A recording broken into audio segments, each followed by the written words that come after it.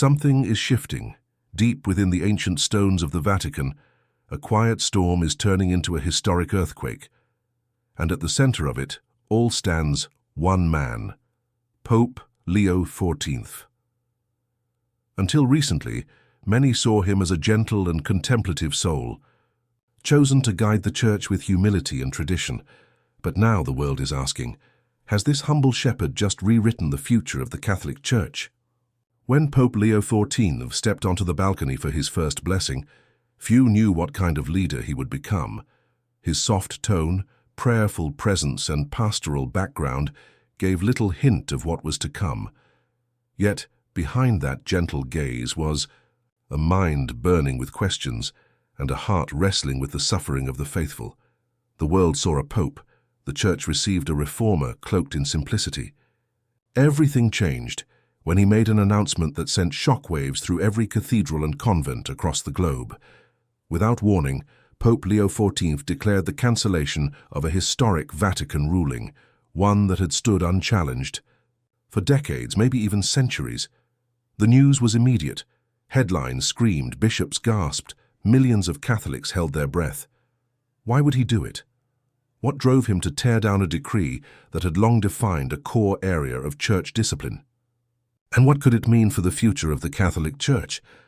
Insiders reveal that the Pope had been deeply moved by years of testimony, letters, stories, and personal accounts from Catholics who had been excluded from full participation in the Church due to this one ruling. Many had wept in confessionals. Others had walked away from the faith in quiet pain. Pope Leo XIV, in his private chapel, reportedly read their stories one by one, praying over each soul like a father over his child. But he didn't act impulsively. He gathered theologians, historians, canon lawyers. He pored over early church writings. He asked the same question over and over: are we still reflecting the mercy of Christ or just preserving old boundaries? What he found disturbed him. Tradition, while important, had sometimes grown into a wall, one that kept God's people from grace rather than leading them to it. And then came the moment. With the world watching, Pope Leo XIV stood before the Church and declared the ruling obsolete. He didn't just tweak it, he didn't revise it. He erased it, citing the need for a return to the heart of the gospel, mercy, reconciliation, and healing. His words cut like lightning through centuries of silence. "We are not here to guard the past as a museum," he said. "We are here to open the doors of faith wider than ever before." In one sentence, he changed everything. And the reaction? Predictably explosive. Traditionalists rose up, some demanding explanations, others warning of doctrinal collapse. Certain cardinals even whispered the word heresy. But there were also tears of joy. Priests who had long felt bound by impossible pastoral expectations now found hope. Ordinary Catholics rejoiced, feeling finally heard by the Church they love. And as the global Church processes this moment, one truth is becoming clear. Pope Leo XIV may have just opened a new chapter in Catholic history, not through rebellion, not through politics, but through one courageous act of compassion. Now the questions pile up. What else might he change? Will other long-standing rules come under review? Could this spark the greatest transformation in church practice since Vatican II? The Vatican remains tight-lipped, but whispers continue. Sources say Pope Leo XIV is preparing a second wave of reforms, ones that will address clerical power, the role of women, and a more decentralized pastoral church. If true, the implications are staggering. Still, the Pope himself remains calm. He has not declared war on tradition, nor does he seek to break the Church apart. What he's doing, in his own words, is bringing the Church back to its origin, Jesus Christ, a Christ who ate with sinners, forgave the outcast, and challenged legalism in favor of love. And this is why so many believe Pope Leo XIV has not only changed one rule, but may have forever reshaped what it means to be Catholic in the modern world. So we ask again, did Pope Leo XIV just rewrite the future of the Catholic Church? If so, then we are living through a moment that will echo across generations, a moment where faith took a bold step forward into the unknown, with love leading the way. As the dust begins to settle, it's clear that Pope Leo XIV's decision is not merely a historical footnote. It is a call to the entire Church to reconsider its identity and mission. The centuries-old structures that have shaped Catholic life are being examined through a new lens, one that prioritizes inclusion and mercy over rigid legalism. Many faithful around the world are sharing their stories now more openly than ever. From the remote villages in Africa to bustling parishes in Europe and America, people speak of a renewed hope.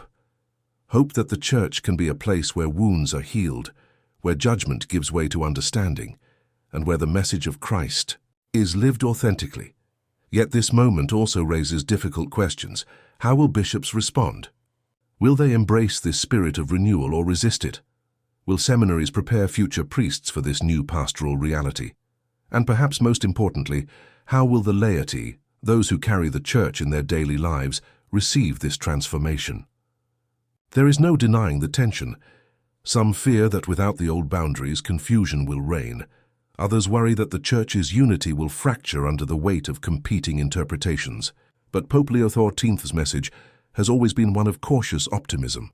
He acknowledges the challenges but urges the Church to trust in the Holy Spirit's guidance. In recent addresses, he has called for prayer and dialogue, reminding Catholics that the Church's strength lies not in inflexible decrees, but in its living, breathing community. "We walk together," he said, "and though the path may be uncertain, our destination remains clear, to bring the love of Christ to all." Behind the scenes, the Vatican is preparing to convene a special synod, gathering voices from every continent to discuss the future direction of the Church. This assembly promises to be unlike any before it, reflecting Pope Leo XIV's vision of a Church that listens deeply to its members and responds with compassion. The world watches with bated breath. Scholars, theologians, politicians, and believers alike are trying to grasp the full meaning of this shift. For some, it represents the Church finally embracing the realities of the modern world. For others, it feels like a breaking away from sacred tradition. But amidst the debate, one thing remains certain. Pope Leo XIV's bold step has ignited a conversation that will shape Catholicism for decades to come. Whether it leads to renewal, division, or a little of both, it is a moment that demands attention and reflection. As we witness this unfolding chapter, we must ask ourselves, what does it mean to follow a faith that is constantly evolving? How can the Church remain true to its roots while responding to the needs of today's world? And above all, how can each of us live out the Gospel's call to love and mercy? Pope Leo XIV has dared to open that door. Now it is up to the entire Church, clergy and laity alike, to walk through it together. In the end, history will judge. This moment not by the controversy it sparked, but by the hearts it touched. And in that perhaps lies the true rewriting of the future,